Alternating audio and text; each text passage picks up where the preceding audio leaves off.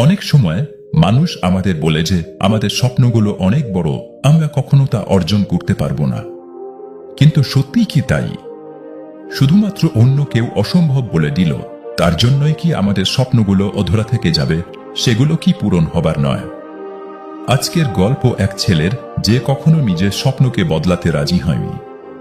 নিজের বিশ্বাস আর কঠোর পরিশ্রমের মাধ্যমে সে প্রমাণ করে দিয়েছে যে অসম্ভব বলে কিছু নেই। চলুন আজকের এই অনুপ্রেরণাদায়ক গল্পটি শেষ পর্যন্ত শুনি।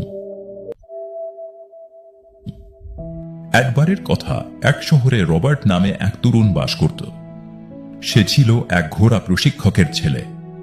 তার বাবা এক আস্তাবল থেকে আরেক আস্তাবলে, এক রেসের মাঠ থেকে অন্যটিতে, এক খামার থেকে আরেক খামারে গিয়ে ঘোড়া প্রশিক্ষণ দিতেন। ফলে রবার্টের স্কুল জীবন প্রায় বাধাগ্রস্ত হতো। নতুন পরিবেশ, নতুন শিক্ষক,